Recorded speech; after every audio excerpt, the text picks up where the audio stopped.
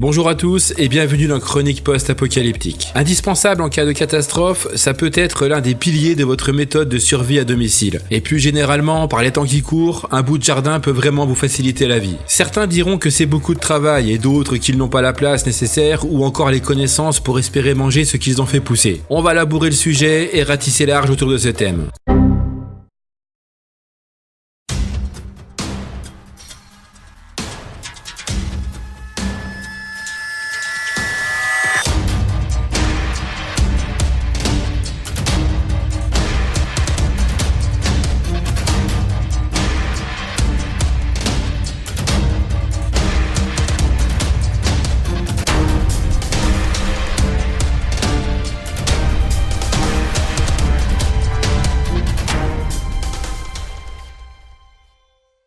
Que planter, où et quand? En fait, tout dépend de vous bien évidemment, mais pas seulement. Le climat ainsi que la place que vous aurez pour faire pousser vos plantations joueront pas mal dans les choix que vous ferez. Une chose à savoir également, n'espérez pas pouvoir nourrir à l'année une famille de 10 personnes avec les récoltes que vous aurez faites sur un balcon d'à peine 1 mètre carré. Il va falloir être réaliste. Heureusement, il existe des petits trucs que nous allons voir ici. Le fait de manger des aliments que nous avons fait pousser au préalable est loin, très loin d'être récent. En fait, on pourrait dire que nos lointains ancêtres, fatigués de devoir se déplacer constamment afin de survivre, ont posé les bases de ce que l'on pratique maintenant. Les premières traces de culture de plantes à des fins alimentaires remontent au néolithique, il y a près de 10 000 ans. Ces survivalistes, entre guillemets, ont créé l'agriculture, le travail de la terre. Le potager, c'était un peu l'agriculture du pauvre, une façon de pouvoir se nourrir et nourrir sa famille à moindre frais. Après la Seconde Guerre mondiale, le potager se traîne une mauvaise réputation, le faisant passer pour ringard et archaïque. Il renvoie à une image de pauvreté puisque l'apogée du jardin potager correspond à la Seconde Guerre mondiale et lie ce jardin à l'idée de pénurie. De nos jours, avec la hausse continue des prix alimentaires, alors que la qualité nutritive des fruits et légumes a bien diminué, la démocratisation de la malbouffe dans la restauration ou les grandes surfaces, les scandales alimentaires qui alimentent une suspicion de plus en plus forte envers les produits commercialisés, l'envie d'un retour à la terre, aux choses simples alors que notre société s'artificialise de façon exponentielle, il y a beaucoup plus de jardins qu'avant au point que les listes d'attente sont de plus de 6 mois dans les grandes villes. On revient à une agriculture plus raisonnée et plus naturelle. Et même si certains ne boudent pas leur plaisir, d'autres cultivent par besoin. Si quelques-uns ont la chance de posséder un lopin de terre, pour d'autres c'est beaucoup plus compliqué. Compliqué mais pas infaisable. Les solutions les plus simples seraient de vous renseigner auprès de votre mairie pour savoir s'ils ne disposent pas de jardin libre. Vous pouvez également vous promener autour des jardins existants et demander à leurs propriétaires s'ils ne connaissent pas de terrain que vous pourriez utiliser. Enfin, rien ne vous empêche de demander à vos amis, à votre famille, vos voisins, de vous occuper de leur petite parcelle en échange de quelques légumes de votre production. Si vous n'avez ni terrain, ni amis, ni famille, ni voisins... Pardon, moi j'ai pas d'amis,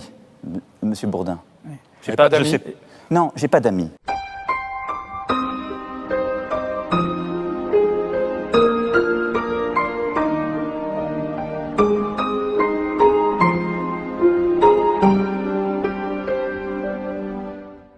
Et que décidément la sociabilisation c'est pas votre truc, il vous reste la solution des micro-jardins. Un micro-jardin, c'est en fait un jardin hors sol qui se cultive sur un petit espace comme un balcon, une cour intérieure ou le toit d'un immeuble. Il permet de récolter des légumes frais pour le quotidien et il est apprécié surtout en zone urbaine pour ceux qui ne possèdent pas de terre cultivable. Peu encombrant, il s'adapte à tous les espaces et permet de faire des économies d'eau puisqu'un micro-jardin demande assez peu d'eau par jour et par mètre carré. Il demande également moins d'investissement physique et économique et ne requiert pas l'utilisation de pesticides. Tiens, et si on se faisait une petite session de comment qu'on fait ?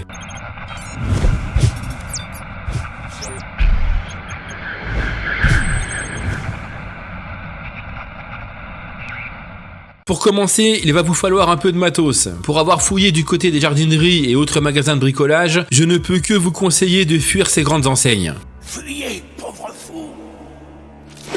Pour économiser un peu d'argent et se faire plaisir à moindre frais, allez donc voir du côté des sites comme Amazon ou Cdiscount. Vous y trouverez des jardinières avec leurs supports ainsi que des pots de fleurs à moindre frais. On dit souvent que c'est pas la taille qui compte. Là, pour le coup, ça aura quand même son importance. Évitez de prendre des jardinières ou des pots de fleurs trop petits. Vos légumes auront besoin d'un minimum de place pour grandir. Si vous optez pour des plantations qui demandent des tuteurs, prévoyez de placer vos bacs contre un mur et investissez dans de grillages que vous fixerez au mur. Vous pourrez ainsi y fixer vos plants lorsqu'ils commenceront à trop grandir. De mon côté, côté, j'ai choisi de carrément fixer mes tuteurs sur mes jardinières. J'ai percé ces dernières sur le côté, puis j'ai fixé les tuteurs avec des colis Colson. Autre problème, certains de vos plants vont assez vite devenir envahissants. N'hésitez pas à les tailler dès que ça commence à devenir un peu trop grand. On a parlé des pots et des jardinières, mais rien ne vous empêche également de fabriquer vous-même un bac en bois. Là encore, inutile de vous ruiner, une simple palette en bois récupérée à peu de frais fera largement l'affaire. Dernier petit truc concernant les contenants, vous pouvez aussi fabriquer un tube à fraises horizontal. Récupérez un tuyau en PVC d'au moins 10 cm de diamètre, obturez-en les extrémités avec des plaques de bois vissées, puis percez des trous d'au moins 75 mm de diamètre sur le dessus avec une scie cloche ou une scie sauteuse. De l'autre côté, percez sur toute la longueur de votre tube des trous de 10 mm de diamètre, insérez une toile de type moustiquaire sur le fond, remplissez de terre puis plantez vos pieds de fraises. Récupérez ou façonnez 2 crochets pour maintenir votre tuyau et enfin accrochez votre œuvre sur la rambarde de votre balcon. Ah, et en parlant de ça, je le dis ici même si ça me semble évident, mais évitez d'accrocher des trucs qui craignent vers l'extérieur de votre balcon. En cas de chute d'objets, de chute d'enfants en bas âge ou même de chute de belle-mère un peu trop envahissante, c'est toujours votre pomme qui va trinquer aux yeux de la loi. Donc, prudence. Concernant les légumes, la liste de ceux que l'on peut faire pousser est loin, très loin d'être exhaustive. Faites tout de même preuve d'un peu de bon sens. Si vous essayez de faire pousser un plant de patates dans un pot qui fait 15 cm de haut, ça ne va pas donner grand chose. Salade, tomates, radis, oignons, fraises, etc. À vous de faire des tests et de voir ce qui donne le mieux chez vous avec la place que vous avez et bien entendu le climat dans lequel vous vivez.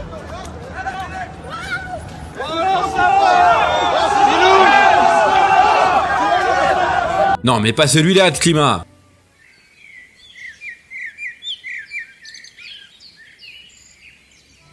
Voilà, ce genre-là. Enfin, dernière partie de ce comment qu'on fait, les graines. Eh ben oui, les légumes, ça n'apparaît pas comme ça sur les étals des vendeurs. Exclusivité totale. Avant d'être des légumes que l'on peut manger, ces aliments sont des petites graines toutes fragiles. Pour votre première année, il va vous falloir toutes les acheter. Attention lors de vos achats à bien prendre des graines ou des plants qui ne sont pas hybrides ou F1. En effet, une fois ces légumes poussés, il est impossible d'en récupérer les graines pour faire repousser d'autres légumes. Ces graines ne servent malheureusement qu'une seule fois, un peu comme le cerveau de ceux qui ont pondu de telles merde artificielle. Choisissez donc judicieusement vos graines et n'hésitez pas à demander à des anciens s'ils n'ont pas quelques plants de tomates ou de salade en rab. Ils vous les donneront avec plaisir et vous pourrez même discuter et échanger avec eux. Et vous vous rendrez compte qu'il y a un monde et des êtres humains en dehors d'internet et des réseaux sociaux. Pour finir, et vu que cette chaîne n'a pas vocation à être une chaîne de tutos ou de survie pure, je ne saurais que trop vous conseiller de vous documenter sur ce sujet. Lisez des livres, regardez des vidéos, essayez des choses. Un point important que je n'ai pas abordé parce que là encore ça me paraît plus que logique, les légumes ne poussent pas instantanément.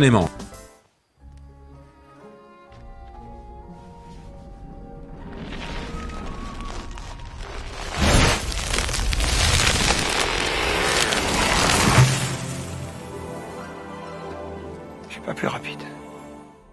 De nos jours, avoir un jardin potager, que ce soit un vrai jardin ou un micro-jardin, est devenu quelque chose d'assez commun. Le monde qui nous entoure est de plus en plus rapide et pousse à la consommation, mais ce dernier propose également son lot de produits de mauvaise qualité et le plus souvent hors de prix. Alors, sorti du côté simple loisir, les jardins potagers fleurissent partout et sous beaucoup de formes différentes. Par besoin de tenter de maîtriser ce que l'on met dans notre assiette, mais aussi, faut pas se leurrer, par souci financier. Mais alors, et demain ? Demain, je pense que la demande en jardin sera de plus en plus croissante. La population augmente, les besoins en nourriture également. Mais les consciences semblent s'éveiller et les gens en ont, semble-t-il, marre de manger de la merde et marre aussi de défoncer la planète. Enfin, je l'espère. Demain, je pense que les toits terrasses, les jardins familiaux et tous les endroits où il sera possible de cultiver seront pris d'assaut. Quelle ironie quand on y pense. Il fut un temps où le béton prédominait. Demain, on détruira ce même béton pour y revoir la nature qu'on défonce depuis des décennies. Cette vidéo se termine et pour info, si vous voulez tenter l'aventure, c'est le moment, on est en pleine saison. Lâchez-vous dans l'espace commentaire et dites-moi si vous avez la main verte ou pas du tout. C'est là pour ça. Si ça vous a plu, n'hésitez pas à mettre un pouce bleu et à partager. N'hésitez pas également à me rejoindre sur les réseaux sociaux. Tous les liens sont disponibles dans la description. On se retrouve le mois prochain pour une nouvelle chronique. Et d'ici là, comme d'habitude, n'oubliez pas, de l'ordre naquit le chaos. Du chaos jaillit la renaissance. Ciao!